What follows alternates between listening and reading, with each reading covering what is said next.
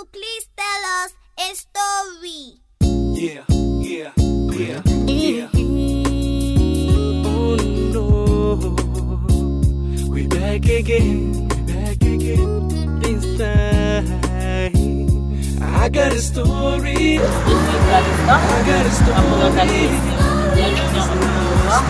Comme thématique, nous avons d'abord des scolaires.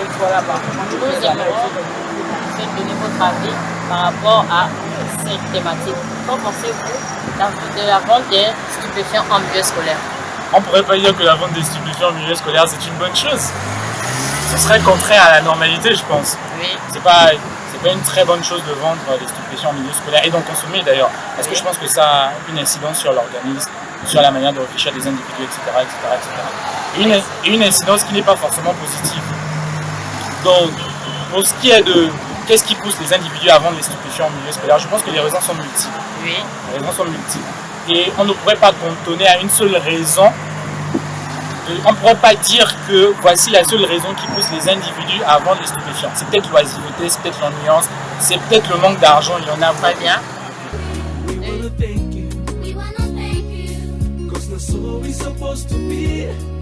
Bon, nous voulons que vous puissiez nous donner votre avis sur la vente des stupéfiants en milieu scolaire. Que pensez-vous? Bon, déjà, je me présente, Oula Cédric, Oui. étudiant en sciences économiques à l'UOB. Déjà, merci pour l'occasion que vous m'avez accordée de pouvoir m'exprimer sur cette thématique assez importante. Par rapport à ce sujet, je pourrais dire que de facto, c'est déjà mauvais. Et je crois que, alors qu'on constate que c'est mauvais, le plus important, c'est pas juste de constater le problème, c'est notre attitude face au problème. Et je crois que l'une des mesures qu'on doit mettre en place pour pouvoir limiter ce phénomène, parce que ce qui est sûr, c'est que ce ne sera pas facile de pouvoir abolir complètement ce phénomène. Pour ma part, je crois que l'une des mesures, c'est de pouvoir chercher la source où les personnes qui ravitaillent ces jeunes.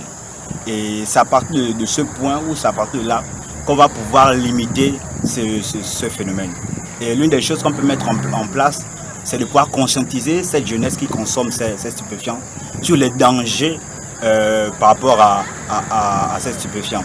Parce que la réalité, c'est que ces jeunes, sur le coup, ils éprouvent du plaisir. Mais ils ne savent pas qu'à long terme, il y a des dangers sur leur santé et même sur leur progéniture, je crois bien. Donc en gros, c'est un peu ce que je pourrais dire par rapport à...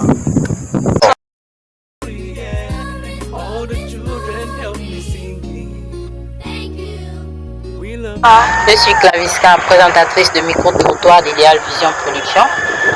Qu'en pensez-vous de la vente des stupéfiants en milieu scolaire? Bon, déjà, je me présente, c'est Rêve, étudiante en Master 1 Banque Finance à l'UOB. D'accord. Alors, concernant la thématique sur la vente des stupéfiants en milieu scolaire, déjà, dans un cadre général, donc pas seulement en milieu scolaire, je suis déjà contre cette vente-là de stupéfiants, donc généralement. Maintenant, si on doit s'arrêter sur le milieu scolaire, je dirais que il n'y a aucun impact positif à cette vente. Stupéfiants, drogue, alcool, peu importe. Et tous les impacts, si je dois commencer à analyser, ils sont tous négatifs. Négatifs car ils nuisent à la santé. Négatifs car ça pousse souvent à l'abandon scolaire. Les meurtres également sont causés par ça.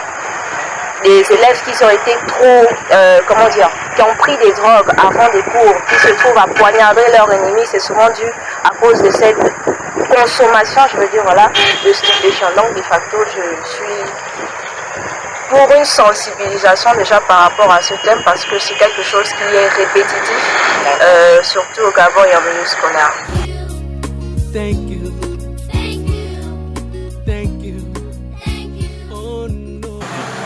Et quel conseil pouvez-vous prodiguer à ces jeunes élèves qui se lancent dans la vente des stupéfiants en milieu scolaire?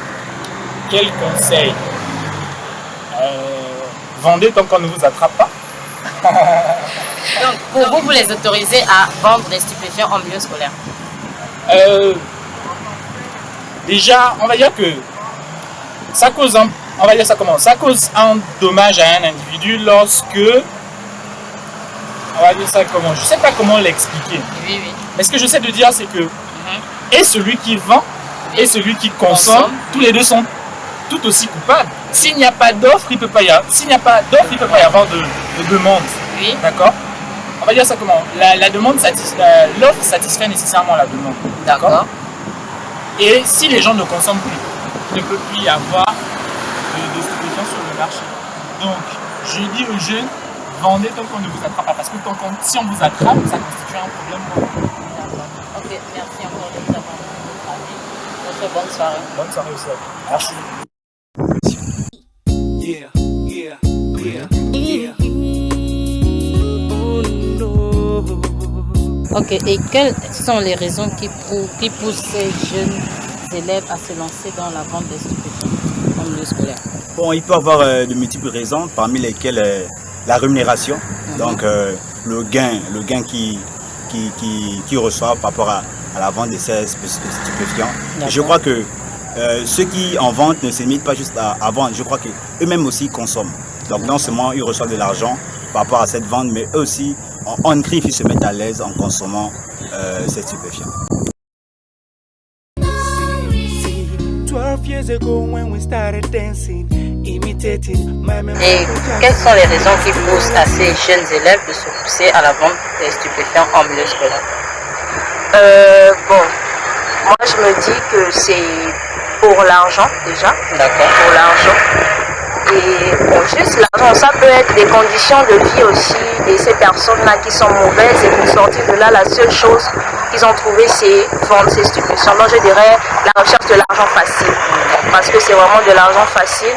Il y a beaucoup de petits métiers qu'on peut faire qui peuvent nous aider à nous développer, entreprendre et tout ça. Donc c'est vraiment la recherche de l'argent facile. supposed to be.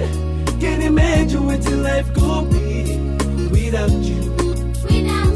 We were Quel conseil pouvez-vous donner à ces jeunes qui se lancent dans la vente des stupéfiants en milieu scolaire?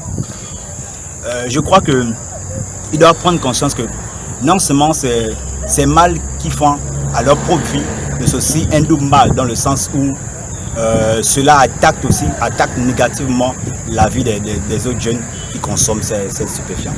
Okay. Et, D'accord. Merci encore de nous avoir donné votre avis. ok, merci. Merci à vous. Ok. Et try to understand why some people are not the same. From one competition to another again. Quel conseil pouvez-vous donner à ces jeunes élèves qui vendent des stupéfiants en milieu scolaire? alors le conseil que je leur donnerais, c'est déjà pas juste leur dire d'arrêter, parce que ça, même la justice le dit déjà d'arrêter. Tout à fait. Mais leur donner aussi une possibilité d'arrêter.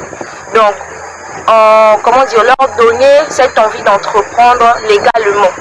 Voilà, donc en ouvrant des petits commerces, ça peut aider facilement à avoir les mêmes sous qu'on a lorsqu'on vend des stupéfiants.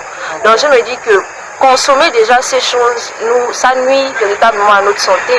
Et si on les consomme dans notre entourage, par exemple la cigarette, ça touche également ceux qui sont à côté. Et la science dit que en fait, celui qui respire même la fumée est plus en danger même que celui qui fume directement.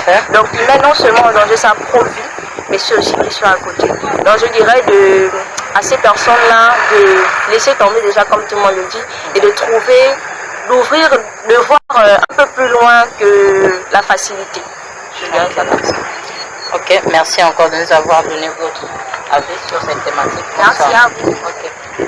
Thank you. Thank you. Thank